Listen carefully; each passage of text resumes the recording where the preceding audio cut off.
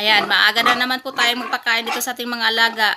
Kasi itong ating inahin mga kababoy, hindi to mapigilan. Talagang maghihingi ito. Maingay po siya.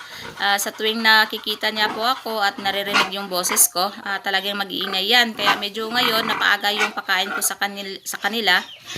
Kasi nga po ay 1 week pa lang po ngayon mula po siya ma-EI. Ngayon po ay December 28. Na-EI po natin to ng December 21. Kaya pakunti-kunti lang muna yung binibigay ko sa kanya na pakain.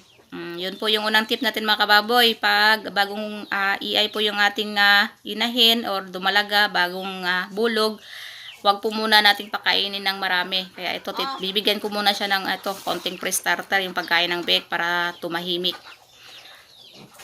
Ngayon ay i-update ko po kayo at papakita ko po sa inyo ng malapitan kung gaano na po kalaki yung tiyan ng dumalaga. Pagbuntis po, ika 58 days na po niya ngayon. Makukumpara po ninyo, siya po ngayon ay tahimik lang, hindi po magalaw kumpara po dito sa inahin niya. Kasi po itong ating dumalaga ay anak po ng ating inahin. Pangalan ko po sa kanya ay si Olga. So makukumpara nyo po mga kababoy, yung buntis na po na baboy ay talagang maingat na po yan sila sa kanilang katawan. Hindi na po yan umaakyat-akyat. Pag naghingi, hindi na po as in talagang maingay.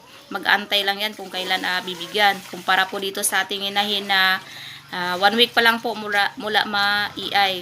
So yung pakain ko po dito sa inahin natin, mas marami po yung tubig. Konting darak ng mais, tapos nasa 200 grams lang na developer yung binibigay ko. So parang napapansin ko po, pinipili lang niya yung muna yung mga feeds, yung hindi pa natunaw na feeds, parang pinipili niya yan mga kababoy. Kaya matagal po yan siya kumain. At update ko po kayo dito sa aming kulungan sa likuran. Ayan, kabubuhos lang po namin dito ng buhangin kasi maputik po pag maulan. Kaya pinabuhusan ko po yan ng buhangin sa kapatid ko. Tapos nag-check din po ako sa mga tubig natin dito sa likod para hindi po maubusan ng tubig yung ating mga alaga. Tingnan po natin sa malapitan mga kababoy. Ito na po yung update natin sa ating dumalaga. 58 days na po siyang buntis. October 31 po natin itong napa-EI. Bantang likuran po, yung nasuso niya medyo bumaba na po. Tapos yung tiyan niya bumibilog na rin. Tingnan nyo po mga kababoy. Agad!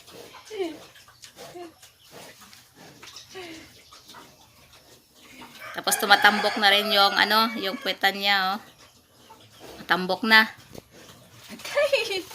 Araw-araw ko po itong hinahawakan mga kababoy, itong mga alaga ko, lalong-lalo na po itong ating dumalaga. Pag nabubuntis po yung inahin ko, hinahawakan ko rin po yon araw-araw.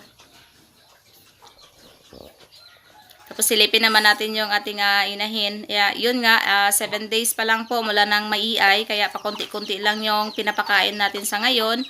At sa tuwing naghingi po siya, tip ko po sa inyo mga kababoy, sa mga baguhan pa lang po dyan mag-inahin. Kasi nung first pa lang po nagpa-EI ako nitong aking dumalaga pa lang po itong inahin, pinakain ko po mga kababoy kasi naawa nga po ako kasi naghihingi. So yun po yung pinakamali ko nung time na yun. Kaya nung pagka 21 days, nagrehit po siya. So, pinakatip ko po sa inyo, pag baguhan pa lang po kayo mag-inahin, huwag po kayong maawa. Hayaan nyo po siyang mag-ingay kasi total, hindi naman po yan mamamatay at saka hihinto lang din yan siya sa paghingi. Pag hindi nyo talaga bibigyan. Ito po yung ating bake na 4 na araw po siyang nagtae. Ngayon, okay na po siya. Kaya lang, medyo matamlay po siya mga kababoy. Nandyan lang po yan sa gilid, laging nakahiga, tutulog. Kumpara po dito sa isa, maliksi po itong bake na to. Kaya lang, hindi po natin mahawakan. Pero ito, lagi ko po itong hinahawakan. At kumakain na naman rin po siya. Kaso lang, talagang medyo matamlay, may kaibahan po sa isang bake natin. So, yun lang po muna yung update natin mga kababoy. Okay na po yung takbo ng ating mga alaga. Wala na pong sakit. Happy farming po sa lahat!